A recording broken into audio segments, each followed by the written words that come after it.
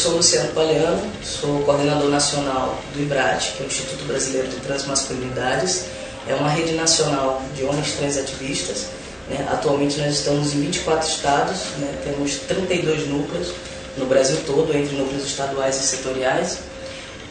E eu sou um homem trans, a minha identidade pessoal e política é de homem trans, bissexual e negro. A minha história pessoal, ela se entrelaça muito com a minha história política, né? Na verdade, eu só sou militante porque há 11 anos atrás, quando eu comecei a fazer as intervenções todas, a hormonioterapia, e quando eu fui começar a procurar mais sobre transmasculinidades, eu encontrei várias portas fechadas, né? E eu encontrei uma série de negação de direitos. Isso lá em Recife? Isso lá em Recife. Eu sou pernambucano, sou recifense. E logo no começo, eu tinha muito poucas referências, né? Eu tinha muito poucas referências sobre transmasculinidade, sobre o processo de transição, sobre a saúde do homem trans. Então a gente imagina, se hoje em dia a gente já tem muito pouco, né, do que se deveria ter em termos de informação, em termos de produção acadêmica, em termos de direitos, imagino que era isso há mais de uma década atrás, né? Por volta de 2003, 2004, a gente tentava acessar outras pessoas trans, aí eu tentava procurar outros homens trans, e existia um fenômeno entre os homens trans, né, que ainda hoje existe, mas que na época era muito mais presente, que é o fenômeno da invisibilidade, né, que a gente apelidou de stealth, né, que eram os homens trans que não queriam nenhuma visibilidade, queriam passar despercebidos, assim, enquanto trans, né? E era muito difícil acessar as pessoas por conta disso, porque os homens trans, inclusive eu particularmente tenho uma percepção de que por conta do nosso sistema machista, né, os homens trans acabaram assumindo mais essa invisibilidade, procurando proteção, né? E a gente tem casos entre amigos, entre companheiros nossos, que não é incomum a violência sexual, né, o abandono da família, o abandono de vários amigos. E então, às vezes, a pessoa, para se proteger, acabava se preferindo ficar invisível, né? Então, eu tive muita dificuldade de acessar outros pares, de acessar outros homens trans mais experientes que pudessem compartilhar a história deles comigo, né? E os poucos homens trans que eu tive acesso estavam mais ou menos no mesmo processo de transição que eu, né? De autodescoberta. E aí, enfim, quando eu comecei a pesquisar na internet, os poucos sites que tinham eram de língua estrangeira, tinha pouco conteúdo brasileiro, né? Tinha muito conteúdo em inglês, e aí eu nunca dominei o inglês, e eu tentava captar uma coisa ou outra. O primeiro homem trans que eu vi na internet foi o Bucky Angel, né? As pessoas sempre perguntam o que é que eu estava vendo na internet para achar o Bucky Angel. Bom, mas foi por acaso, Explica quem é o Bucky Angel para quem então, não sabe. O Bucky Angel é um homem trans, ator pornô, né, que revolucionou a indústria pornô, né, com a exposição dele enquanto um homem trans. E enfim, esse processo naturalmente foi importante não só para a indústria pornô, mas para a visibilidade dos homens trans no mundo todo, né? E foi através do Bucky Angel que eu comecei a compreender mais ou menos como se fazia, como que era o processo, né? Eu não achava possível.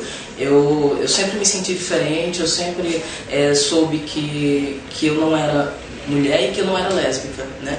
E às vezes eu até brincava, porque como eu sou bissexual e sempre fui bissexual, sempre desde que eu me lembro, eu brincava que eu era gay, que eu era eu brincava que eu era drag, que eu era gay, que eu era qualquer coisa nesse sentido, mas eu nunca me identificava com as lésbicas, né? E sempre me identificava mais com os gays do que com as lésbicas. E aí era muito louco isso, porque não conseguia, era muito confuso também, né? Eu não conseguia entender onde é que eu estava nesse lugar. Eu não tinha lugar, né? Era um não lugar, né? Não existia. E quando eu vi o Bucky Angel pela primeira vez, primeiro eu pensei que era uma montagem. Porque eu vi um homem nu na minha frente que não tinha pênis e tinha vagina, e aí eu pensei primeiro que era uma montagem, né? E depois que eu fui pesquisando, olhando, procurando, eu vi que realmente era um cara que havia sido designado ao sexo feminino e se identificava como homem. Quando eu fui começar no Brasil, em Recife, né, a tentar captar os meios para fazer a minha transição, eu encontrei muitas portas fechadas. Então, assim, eu não conseguia... as pessoas não sabiam que era um homem trans, né? Nem mesmo a própria militância trans não sabia o que eram os homens trans. Achavam que a gente era lésbica, masculinizada, que não tinha nada a ver com o movimento delas. E aí enfim, quando eu comecei o primeiro hormônio que eu recebi foi um amigo meu daqui de São Paulo que me enviou por Sedex. Ele me mandou 4 hormônios por Sedex. E eu me auto-apliquei, nunca tinha aplicado injeção na vida, me auto-apliquei sem nenhum acompanhamento médico. Eu não indico as pessoas a fazerem isso, que é importante, porque eu não tinha conhecimento e eu achava, na verdade, que o hormônio ele ia atuar somente durante um período e que depois eu não ia precisar mais usar, e depois eu descobri que eu precisava usar esse hormônio para a vida toda, e com o tempo eu fui descobrindo as verdadeiras interferências que ele tinha no meu corpo, né? Eu fui descobrindo que ele tinha as reações desejadas e as indesejadas, né? Bom, e aí eu comecei a enfaixar os seios, né? E eu já tinha um problema respiratório e aquilo só piorou a minha insuficiência respiratória. Passei a ter problemas sérios respiratórios e não conseguia me mover. A gente não usava a técnica do binder, né? Hoje em dia os meninos usam binder, na época a gente não utilizava, não tinha tido essa grande sacada ainda, que era usar o binder, né? E a gente usava ainda faixa. E aí eu não tinha uma faixa, como meu peito era grande, eu não tinha uma faixa que coubesse. Eu acabava usando tecidos e amarrando com outras coisas para conseguir amarrar com mais segurança. E aí foi muito complicado, porque eu fui tendo problemas respiratórios e de postura e enfim, 4 anos depois enfaixando, acabou que as minhas costas ficavam em carne viva. Eu passei a ter feridas no corpo e as glândulas mamárias já estavam praticamente eram tecidos mortos ali, porque enfim, era feio de se ver fora do binder, né? E aí uma amiga minha me indicou um cirurgião e na época não era possível fazer essa cirurgia em pessoas que eram consideradas mulheres, né, do sexo feminino, e não tinham câncer de mama que precisasse fazer a cirurgia de mastectomia. Ainda, né? Não tinha. Foi antes de 2010, foi antes da portaria. E aí a gente não tinha possibilidade de fazer a cirurgia nem no âmbito privado, né?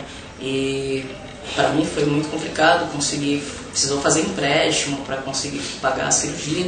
Ele aceitou fazer a cirurgia, mesmo clandestinamente, sabendo que ele corria o risco de ter o CRM dele cassado, porque aquela cirurgia não era possível, né?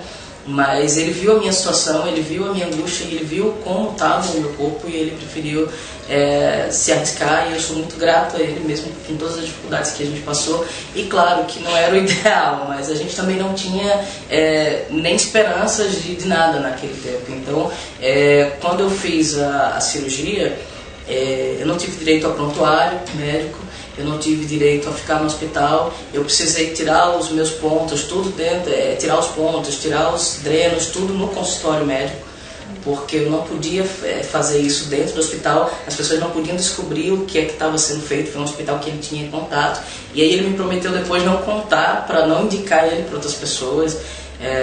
Foi bem intenso assim o processo, né? E acabou que eu tive mesmo sendo muito grato a esse médico, ele nunca tinha feito uma cirurgia desse tipo, né? Que precisava manter os mamilos, preservar os mamilos, né? A mastectomia total, geralmente, ela retira inclusive os mamilos, e no caso da minha cirurgia, ele tentava fazer realmente uma mamoplastia masculinizadora, então ele queria preservar os mamilos. E aconteceu que o meu organismo rejeitou, e eu tive os 2 mamilos necrosados, né?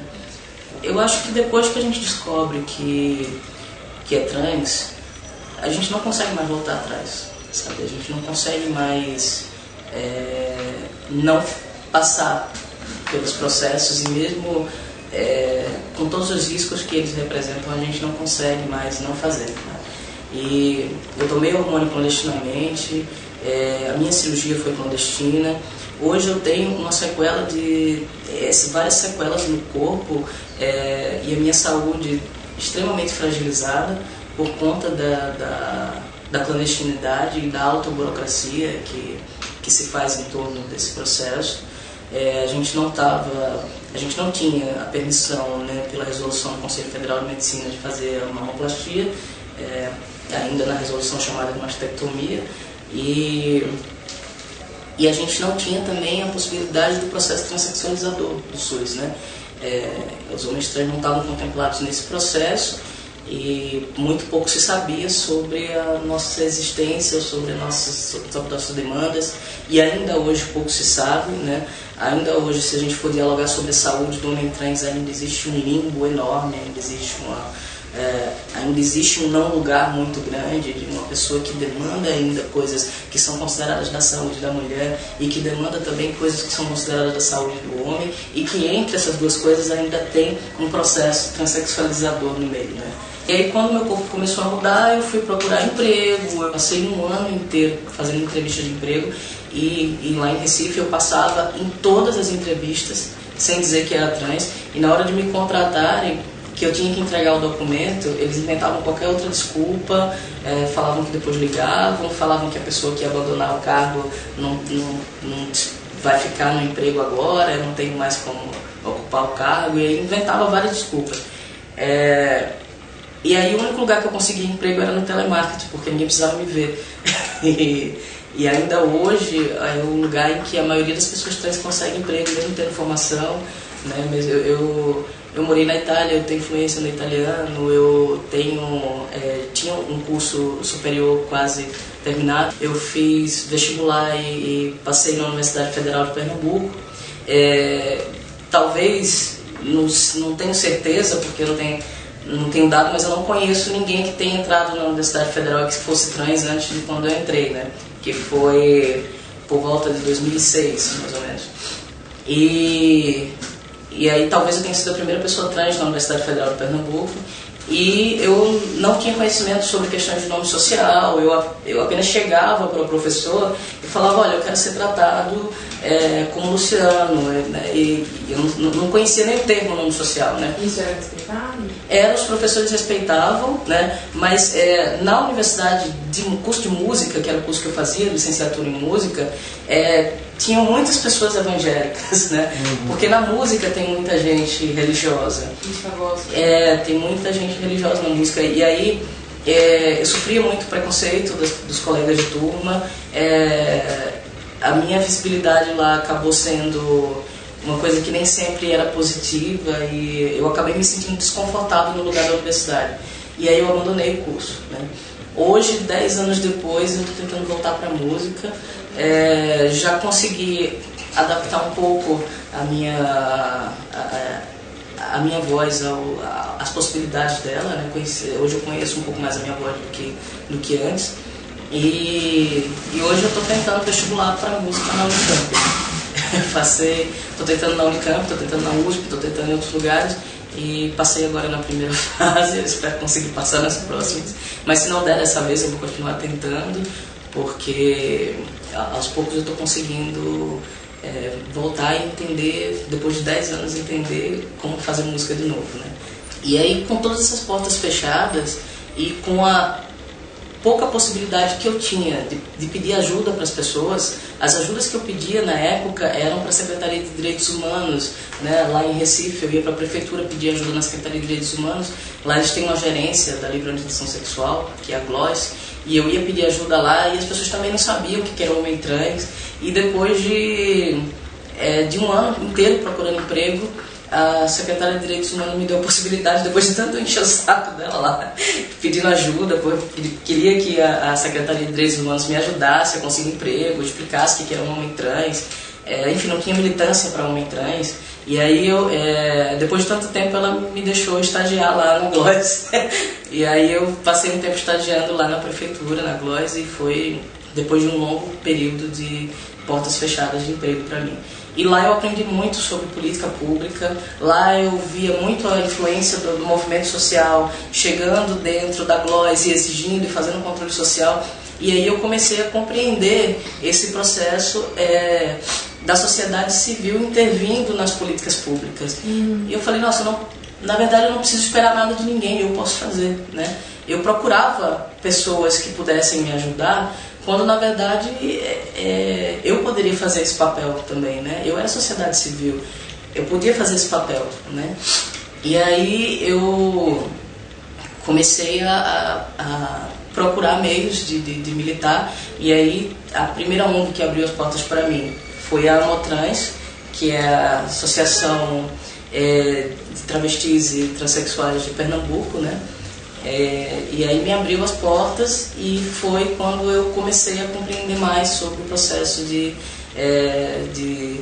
militância, né? Então eu acho que o grande desafio hoje do SUS para a implementação dos serviços, né, credenciados ao Ministério da Saúde para o processo, o grande desafio é especialmente essa onda que a gente está enfrentando de conservadorismo e de conjuntura política, que dificulta muito a implementação de serviços em vários lugares, e especialmente a defasagem de profissionais que se interessam em trabalhar com pessoas transexuais, né? Antes de 2015 isso não existia, né? A gente tinha pouquíssimos homens trans que ocupavam espaços de conselhos, né? E 2015 realmente foi um ano histórico. A gente espera que 2016 seja maior ainda, siga assim. E por aí vai, que a gente consiga levar para dentro desses espaços as demandas dos homens trans, para que a gente consiga fazer de fato a gente existir nas políticas públicas, né? Luciana, muito obrigada, foi um prazer. Seu trabalho é uma das inspirações aí para a gente ter montado o nosso portal e pelo seu trabalho que a gente, acho que para o diálogo que a gente busca fazer, de verdade. A gente está de portas abertas também, sempre, se precisarem. Com certeza. Quero agradecer, Luciana, pela participação, pelo seu depoimento pessoal, da sua história e da sua militância dentro do IBRAT, da criação da ideia e da ideologia do Instituto, que é muito importante. A gente também, como o portal Transsexuais SCP, se coloca à disposição para ampliar esse diálogo e para o que vocês precisarem também. Tá bom, obrigada.